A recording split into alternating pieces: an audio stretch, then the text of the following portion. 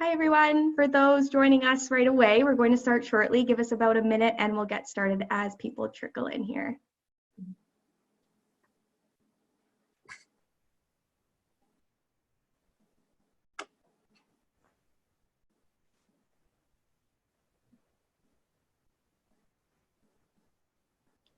A couple more seconds.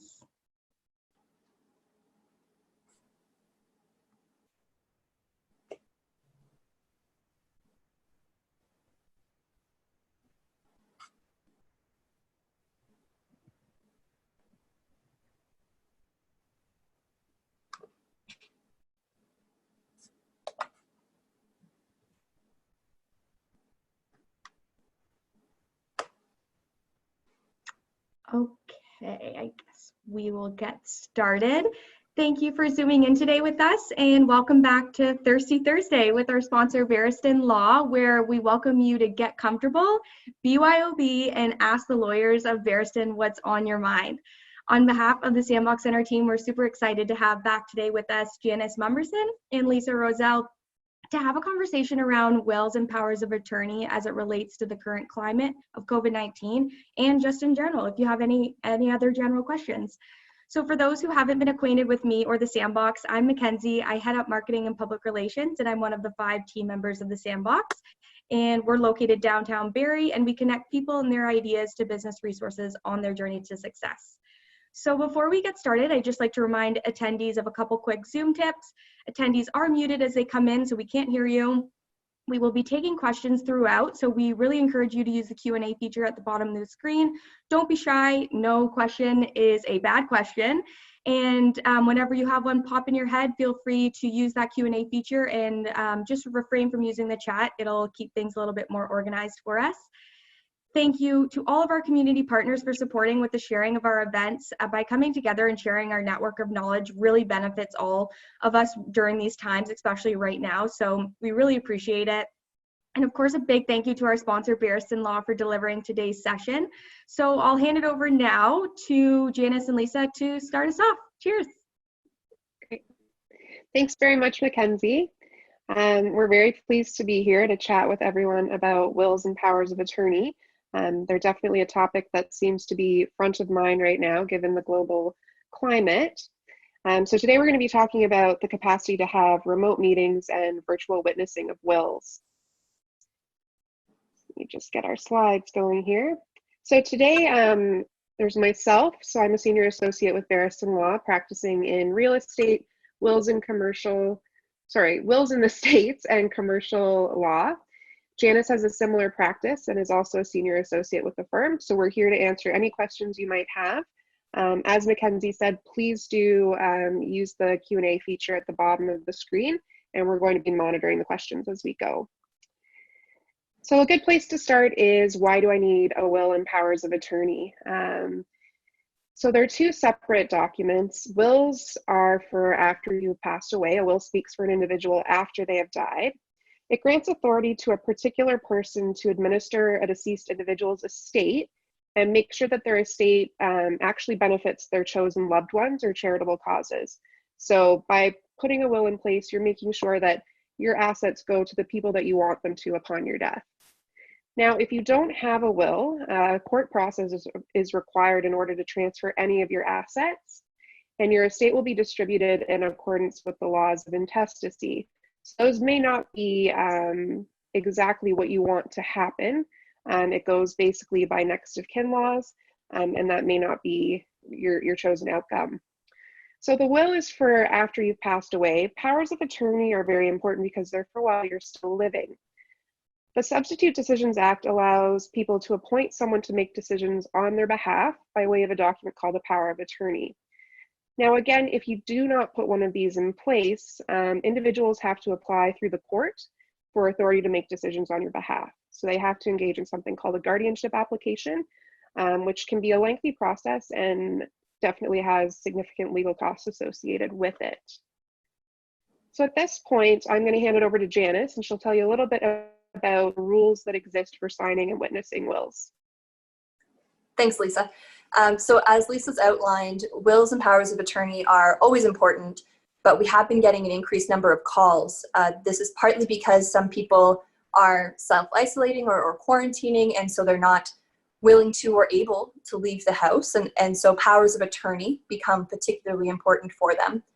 Similarly, I think some people just have the time right now to put in place a will or power of attorney and know it's something that they've always should have had done, but now they've got the time to turn their minds to it. Some of the challenges in getting these wills and powers of attorney put into place flow from the technical and legal requirements with respect to executing these documents. So of course, our law firm, Barriston, and others are still open and able to serve clients, but the manner in which wills can become executed and put in place in an effective way has changed. So right now, for example, or rather historically, the Succession Law Reform Act has had certain requirements with respect to how a will is signed. So it's a very technical document, and Section 4, Sub 1 of the Succession Law Reform Act actually requires that a will is signed by the person making the will, the testator, and that they have to sign it in the presence of at least 2 witnesses. And this piece of legislation has said that the 2 witnesses and the testator, the will maker, all have to be in each other's presence at the time that that will is signed. Now, there are additional requirements. So, for example, if I made a will leaving everything to Lisa, Lisa really shouldn't be one of the witnesses to my will. It raises questions as to whether Lisa's, twisting my arm behind my back to get my fortune once I've passed away, so to speak. So there are technical requirements. It has to be 2 witnesses that are not beneficiaries under the terms of your will, who were in your presence at the time that you signed this will. Obviously, that poses some challenges for individuals who are right now self-isolating with their families. Typically, people are leaving their estate to their families, and so their families are therefore not able to be the witnesses to their will. So the other thing to keep in mind is there is an exception here for holograph wills, which I think we'll touch on in a little bit. But that is the general rule for wills with respect to witnessing and how they can be properly implemented right now.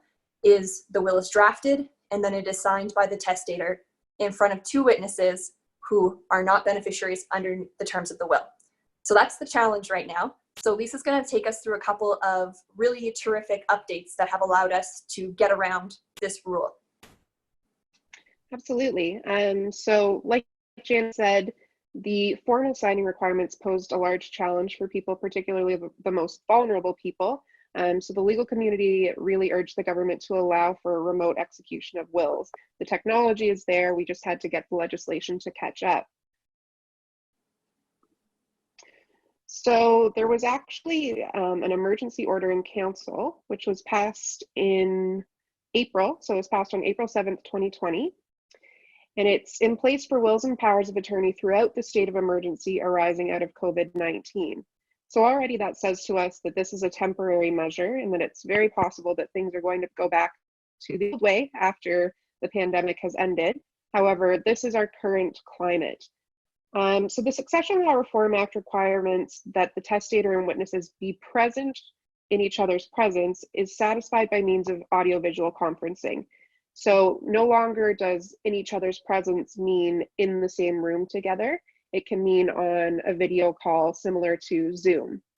Now there is one caveat to this. In order to ensure that wills are still being executed properly, they are requiring that one of the witnesses must be a licensee of the Law Society of Ontario.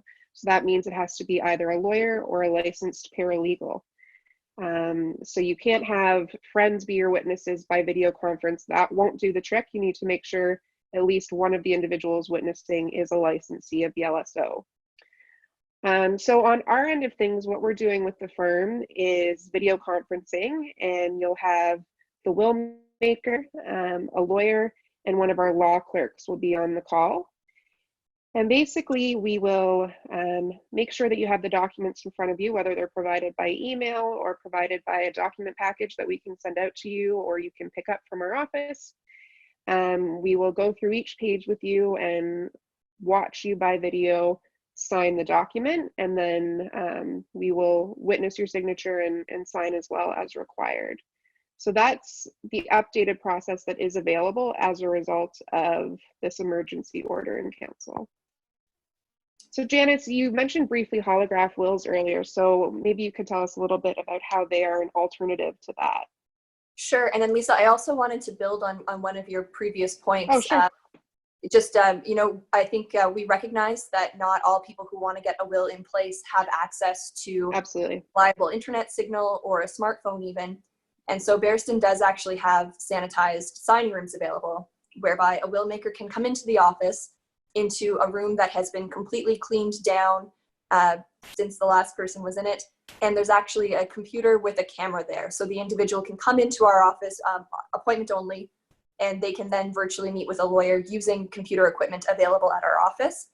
And we are also able, I think it's actually made it easier to be in the presence of or meet with individuals who may be hospitalized or in care facilities, because obviously there are no visitors allowed into those facilities. We can in fact get document packages to them, and social workers are able to assist the will maker with their cell phone. So for those who are maybe undergoing treatment for cancer or in palliative care or in hospice right now, it is still possible for them to update their wills or make any amendments if they were planning on doing that anyway. They can of course reach out to us, and this works well for them as well. If you were housebound before COVID-19, these relaxed rules are an opportunity to potentially make changes to a will that otherwise would have been more difficult to make. Absolutely. But Lisa's right. There is an exception to all of this.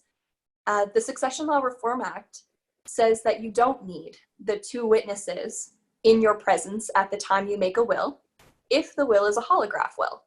So if the entire will is in your handwriting and it's properly dated and executed, then you've gotten away from the requirement to have those two witnesses witness your will. The trick here is that it has to be in your handwriting. It cannot be typed.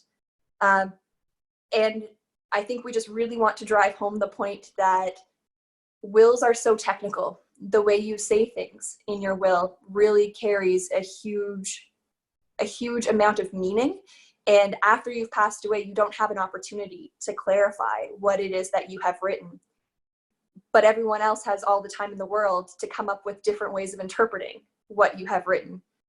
So I think it's really, really important to communicate with a lawyer if you do think you want to do a holograph will, and they will be able to either provide you with a copy of what it is they want you to write down to give effect to your intentions, and maybe even, again, watch you over the phone, write it out and witness it so that there can't be any question that it was you who wrote that document.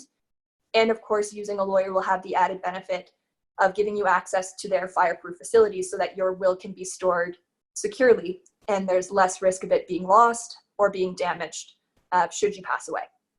So the holograph wills are the exception to the rule of needing two witnesses. But again, just be sure that you know exactly what you're writing down and that don't try and get too technical. It's almost better to use really plain language, but certainly reach out to a lawyer if you have any discomfort at all. The lawyers should be able to provide you with the exact wording that you should be writing out in your own handwriting. So that's the exception. Absolutely. Holograph wills. Perfect.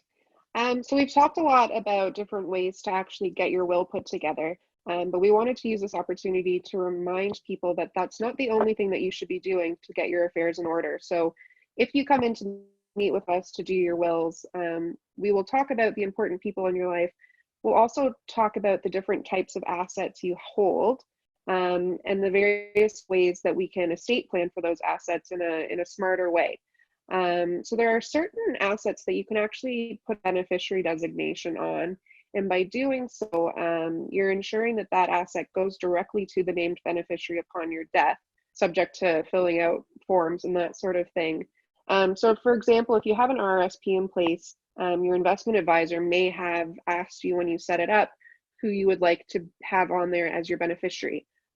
So it's really important to touch base with them and make sure that you have those beneficiary designations in place, because if you do, it's going to make it a lot easier on your executor as well as your beneficiaries to get those items over. It also has the added benefit of removing that asset from your estate if you have to probate your will. So you're saving estate administration tax. So that's a topic for another time, but this is just something that you can absolutely be doing by phone, by email with your investment advisors to make sure that you have this covered off. The same thing goes for things like life insurance policies. Certain pensions will allow you to put beneficiaries on there as well. So if you leave it blank, it's going to default to your estate being the beneficiary. So the accounts will automatically go through your will. If, however, you put a beneficiary designation on, it's going to pass outside of your will and go directly to the named beneficiary. There's also some consideration that should be given to how you hold title to your real estate. So the house that you are happily self-isolating in, if, for instance, you and your spouse are both on title to the property, it's a good idea to touch base with your lawyer and just make sure of how you hold title to the property. So oftentimes when I ask people this question, they're unsure of what I'm getting at. You can both be named on title, but the way in which you're named is very important. So there's two ways of holding title: joint tenants and tenants in common. Joint tenants means if one of you passes away, the real estate property goes directly to the other individual as the surviving tenant. It requires a document to be registered with the land titles office that your lawyer can help with, but it's a pretty simple thing to do. If title is held the other way, which is called tenants in common, you and your co-owner each own a percentage of the property, and if you pass away, that percentage goes through your will. So this is another spot where it's really important to set up the proper structure for ownership, because if, for instance, you own the house with your spouse and you absolutely want the house to go to them upon your death, by making sure they're on as a joint tenant, you can accomplish that without even having a will necessarily in place. So it's really a good thing to look into. And again, another thing a lawyer can assist you with. It's a pretty simple thing for us to do to pull title to the property and check on it. And it's not too costly to do so. And honestly, the savings to your executor in terms of efforts, as well as to your estate in terms of probate fees, will probably make it worthwhile.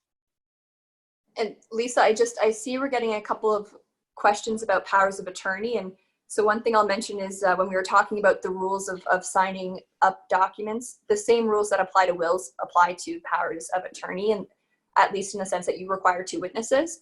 We have a question: what can a power of attorney do? And that's a great question. So under the Substitute Decisions Act, as Lisa mentioned, you're allowed to appoint a person who makes decisions on your behalf and for your benefit only. If you ever lost capacity, it's particularly helpful to have a power of attorney in place. But the power of attorney takes place from the time you sign it. So there are two types of powers of attorney, which is important to know. There's the power of attorney for personal care, and that individual is the person you're giving authority to make decisions that actually physically affect you. So if you've bonked your head on the ski slope and you're unconscious, they're the ones that tell the doctor, operate, don't operate, provide this medication or not. They're also the individual, though, that decides if you're going into a long-term care facility or if you're going to be receiving in-home care. So that's the power of attorney for personal care. A power of attorney for property can do anything that you can do related to your property, except for make a new will. So they can open and close bank accounts for you. They can empty bank accounts for you. They can buy and sell real estate on your behalf, which is helpful. If ever you need to sign documents on a transaction, but you know you can't leave the house, your power of attorney for property can sign on your behalf, except where you're signing on behalf of a corporate office position, but that's sort of an aside. So if you're a business owner and you're a director or officer, typically your power of attorney for property cannot sign for you in that capacity. But anything where you're signing your own personal name, a power of attorney can sign that, except for a will. And that power of attorney also takes effect at the time that you sign the document. So that's another question we got. When does a power of attorney take effect? As soon as you've signed it. So basically, controlling the physical copy of that document is the best way to ensure you know if your attorneys are exercising their discretion or not. If you've handed a power of attorney for property to someone, potentially they could be doing things on your behalf without you realizing it. Now, Lisa and I can speak to this. They have a legal obligation to only make use of your assets for your benefit. That is a fiduciary obligation and enforced very strictly by a court. But controlling that piece of paper makes it easier to make sure that you know if they're able to actually take action as your power of attorney or not. Lisa, is there anything you wanted to add to that? No, I think that distinction is just really important. Basically, there is a bit of a misconception out there that your power of attorney for property can only be used if you're incapacitated. So that's always something that we focus on for our clients, so that you know that this is a real position of trust and authority. So you need to be very aware of the high level of authority that you're giving this individual. So make sure that you trust them, and make sure that they know basically what assets you have and what you would want done with them if something were to happen. It's important. And then Lisa, we have another question that touches on what you were discussing with respect to real estate. So the question is, can you explain joint tenant ownership of a home between parents and children if they are all living in the home and either parent or child passes away? So where a child and a parent are named as joint tenants on a home, what happens if the parent or the child passes away? Whoever asked the question, I'm not sure if there are multiple kids also living in the house, but I think for the purposes of this answer, we will assume that there's one adult child, one parent, both live in the house, both are on title as joint tenants. If you want to just describe what that means. Sure. So basically, whoever is named on title to the property as a joint tenant, they will have what's called right of survivorship after another co-owner passes away. So let's say, for instance, it was mom and daughter on title to property. If mom passed away, the property is going to become the daughter's by right of survivorship. So it's really important to recognize this distinction in situations where you might have more than one child. So sometimes people will put a child on as a joint tenant and not realize that that's pulling that piece of property out of the estate, giving it to that child, essentially, and the other children won't have the benefit of that. So yeah, the short answer is whoever's on there as a joint tenant, first person dies, goes to the remaining tenant, and that would be the case for however many people you put on there. Yeah, and I think, Lisa, we've probably both seen situations where someone says, "Oh, but I trust my kids, and I know this child will share any proceeds with their siblings," and that is not always the case. And at law, the assumption is, hey, if this is passing outside of your estate and you got legal advice at the time that you put that child on title, then that property is going to that child. It's not going through the will. It's automatically going to them, which can cause problems if that's not the intention, as you pointed out. Absolutely. Yeah. And I mean, as lawyers, there are workarounds for that. I mean, there are trust agreements that can be put in place, a variety of different options. But again, that's why it's so important to get legal advice when it comes to any aspect of your estate planning, because it's pretty technical work. And you can put it in trust, of course. You can have an underlying trust document sitting behind title. I guess that's the longer answer. We're giving the short answer, but the longer answer is if you're trying to do some tax planning, but wanting to put a child on title, you can do that with a trust document sitting behind title. But of course, that's only good if everybody else also knows that trust document exists. But that's certainly something to talk to your lawyer about. I have another question here. Is it possible to have a lawyer act as an executor? And how does that work? That is absolutely possible. You can name anybody to be your executor. Typically, the executor is entitled to a certain amount of fees. And some people, if they've named a loved one who's already inheriting a portion of their estate, will say, you don't get fees for acting as an executor because I'm leaving you a gift in my will.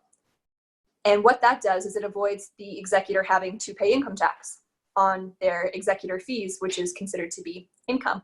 I think we've got a couple of accountants watching this, so I hope that I'm right about that. Write in if I'm not.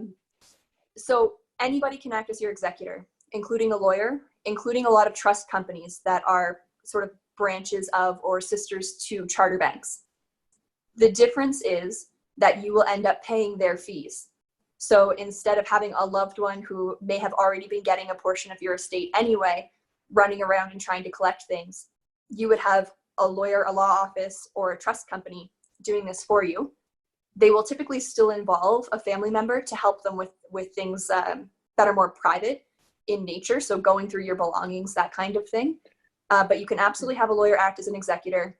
You establish that at the time that you're writing the will.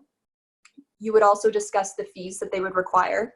Trust companies typically require you to enter into a fee agreement at the time your will is signed, and they will want to actually preview the will to make sure that they're comfortable with the way that the will is drafted and they'll have particular rights and responsibilities that they know they have to undertake. So they'll want particular powers in those wills, and they'll request certain powers to be inserted into your will, which of course a lawyer can insert. Most lawyers who draft wills are very familiar with working with trust companies. So their fees are typically paid out during the time that they're administering your estate, which could be a year or two, or if you've got trusts built in that last a long time, that could continue on for a number of years. But basically that's an agreement that becomes binding on your estate. And so their fees continue to get paid until your estate has been properly administered and wound up. Mm-hmm. And just to jump on that a little bit, Janice, you can name a lawyer as your executor. Whether or not you should is another sort of question. So legally speaking, yes, we can act as your executor. However, a lot of lawyers sort of pull away from that for a couple of reasons. First of all, that estate administration can be a very personal matter for individuals, and oftentimes it's difficult for, say, children of a parent to watch somebody else dealing with the assets. There's also sort of the technical nature of it where we would prefer to be acting on the legal side, actually administering the estate. That's where we would prefer to be. And also just the fact that we won't have the same knowledge of you as an individual as people in your family would, or a close friend or something like that, where if it's not exactly laid out in the will, we would not really have the sense of how you'd want to deal with something. So when people ask me if I can be executor, I mean, if there's no other option, then absolutely we're gonna look at that as something that could be done. But most of the time when we have a conversation, there's somebody who's a little bit better suited to do it. And I think, Lisa, I mean, do you give your clients this similar advice that I do? I always tell them, for your executor, pick a person who would make similar decisions as you would in certain situations, or who knows how you would make certain decisions. So for example, if you said, my nieces and nephews can go through my stuff and pick whatever they want, pick a person that you know can be the arbitrator of any family disputes that arise. Also pick a person who knows all of the beneficiaries, or knows how to find all of the people that you've named in your will. That of course is very important. For sure. Okay, we have another question that just came in. I only have one child, and that child is over the age of 21. Can he be my executor and be the one that gets everything? I was told not to make the one that gets everything be the executor too. Your advice? Oh, okay. Yeah, that sounds like a good, clean estate plan to me.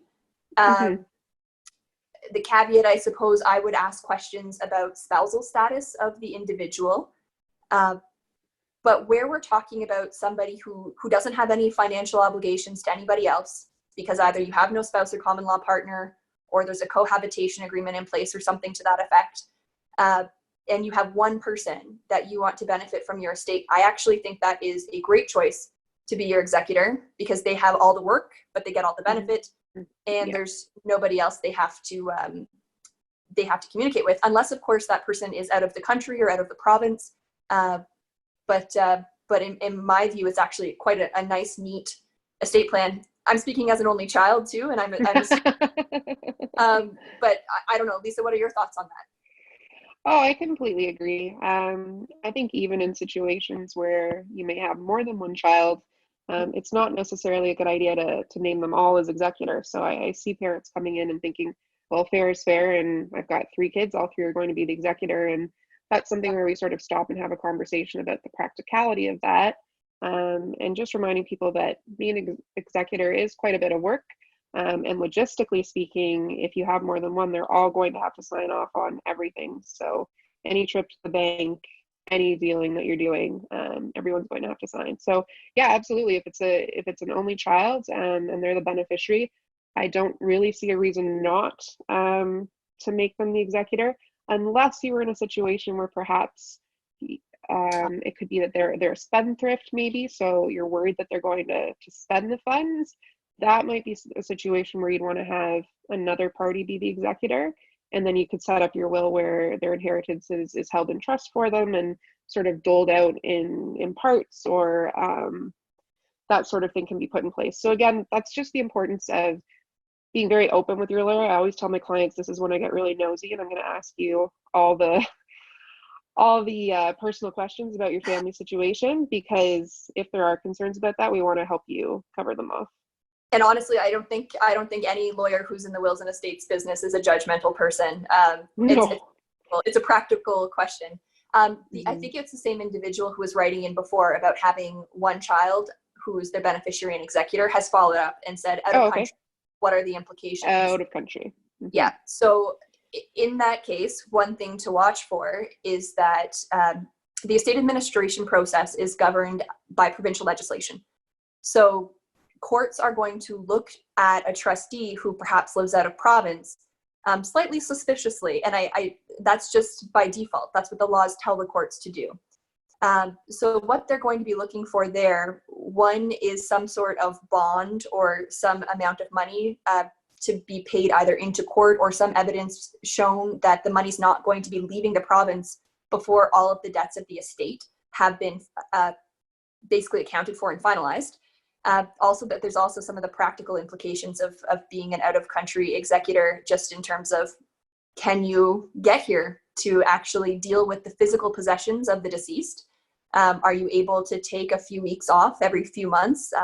Maybe not that many times, but at least at the outset, to come back and deal with funeral arrangements for the deceased person, to gather up their items of personal effects in their apartment or home.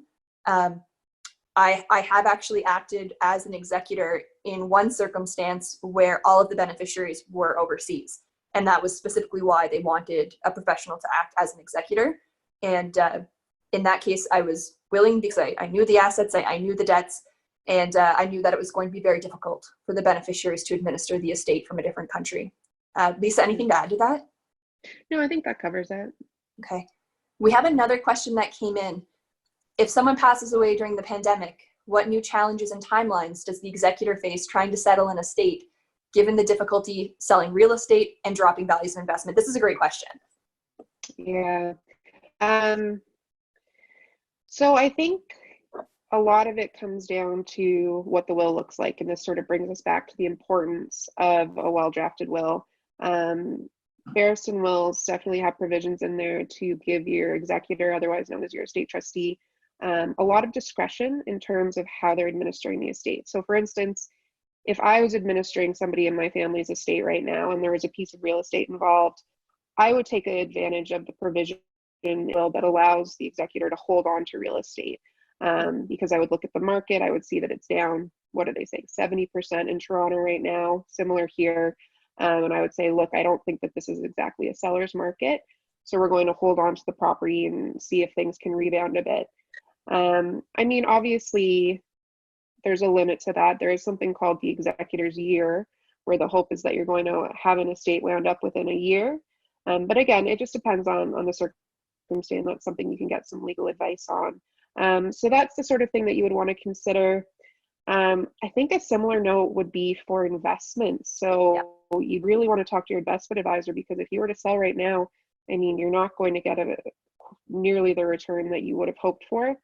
That being said, we don't know how long it's going to take for things to come back up. So again, our wills provide that the executor is permitted to get investment advice. So we would strongly recommend that they speak with an investment advisor and see what sort of plan they had in place. And the nice thing with acting as an executor is, even if you're worried that perhaps you're going to be taking too long if you don't sell things right away, as long as you're open with the beneficiaries, you can often get them to sign off on actions that you decide to take, and that will give you some protection. So for instance, if I contacted beneficiaries and said, look, I've talked to the investment advisor, they think it's going to be 2 years before the value is going to be back in the investments, are you guys okay with waiting? If you can get sign off from all of the beneficiaries, then you should be in a pretty good place to do that. So those are a couple areas I can think of. I mean, practically speaking, the courts are still accepting probate applications, so lawyers can still assist you with those. I personally haven't had one that I put in during COVID yet. Actually, no, I think 2 have gone in, but they haven't seen them back. I don't know what the timeline is going to look like. I assume that staffing is down, so it could be a little bit slower. I submitted, but haven't gotten them back either. I know that pre-state of emergency, it was about 3 to 4 months in Barrie, which was actually a bit faster than it had been historically. There are some other jurisdictions where it's a little bit slower, but I think the executor year would still stand with some flexibility. We're seeing legislation that's saying, hey, we're pushing legislative deadlines out. So I think the courts would show similar leniency where executors are showing why they're taking a little bit longer. I would agree with that.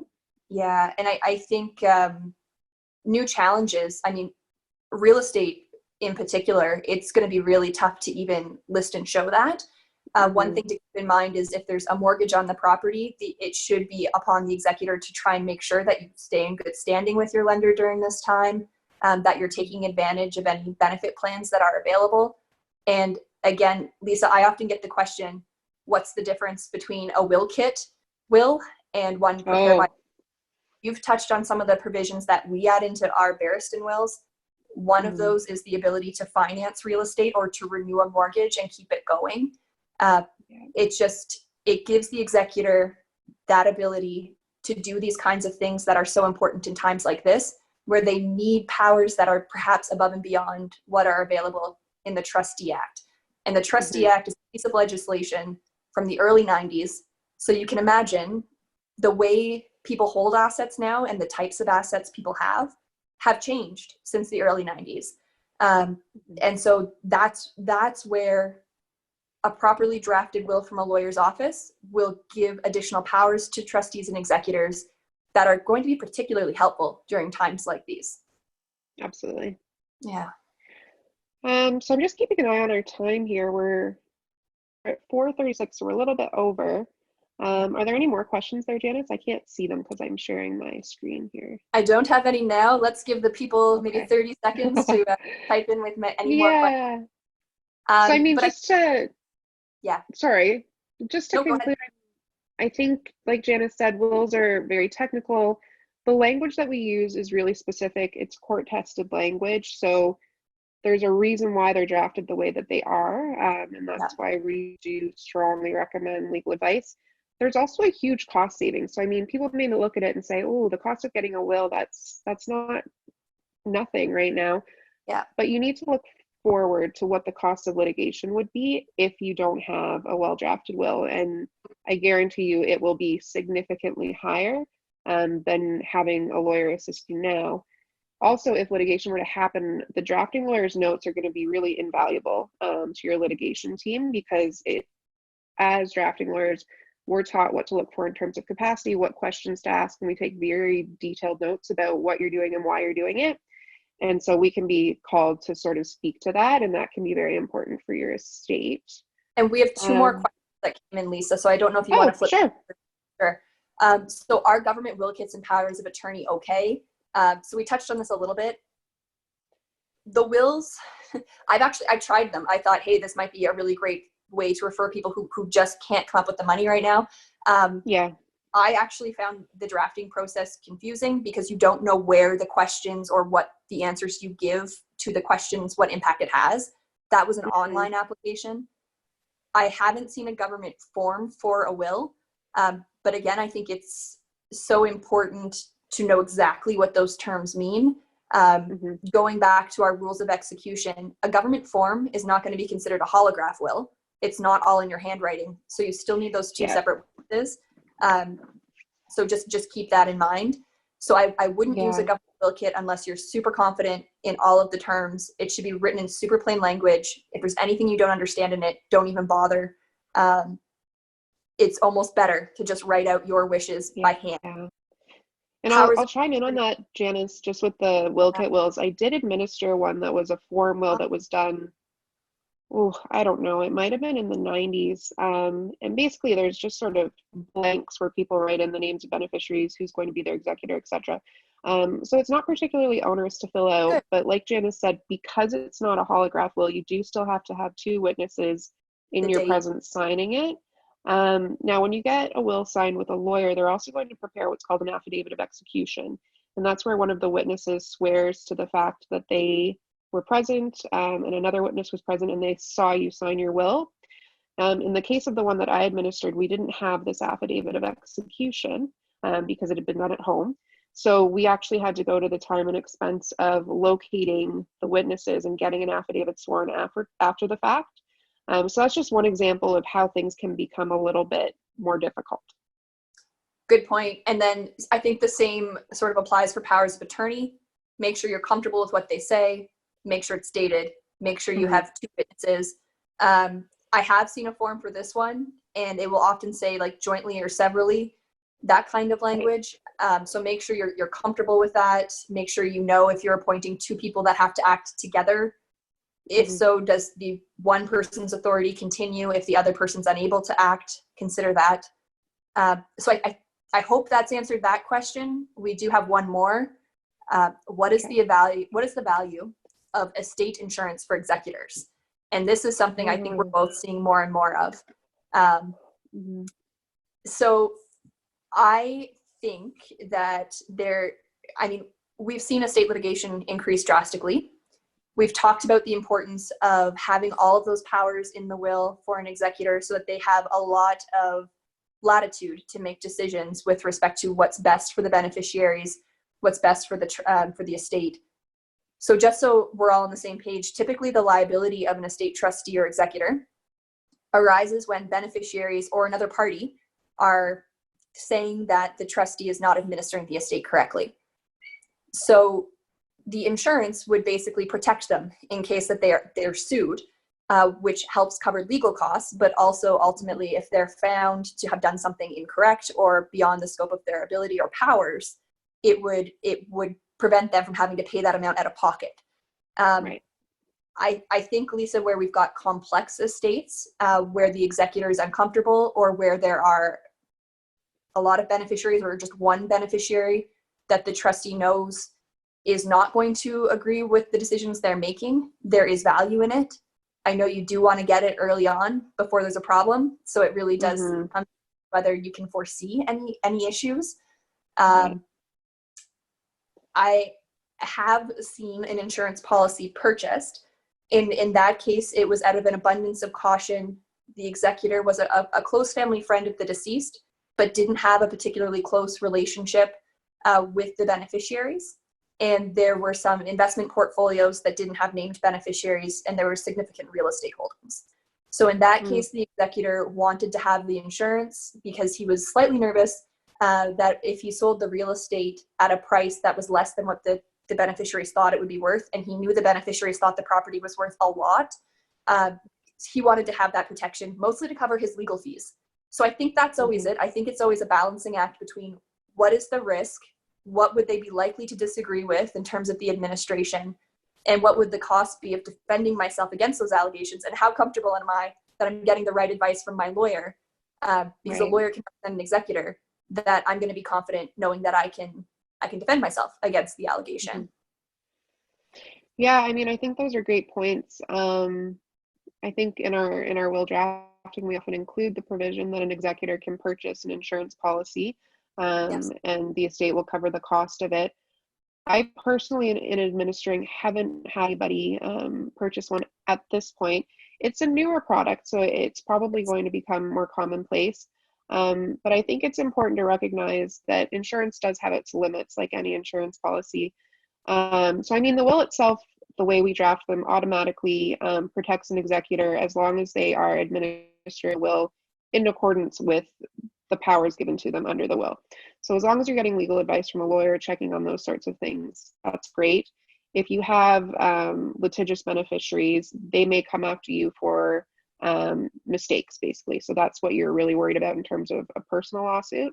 And that's where an insurance policy could be useful.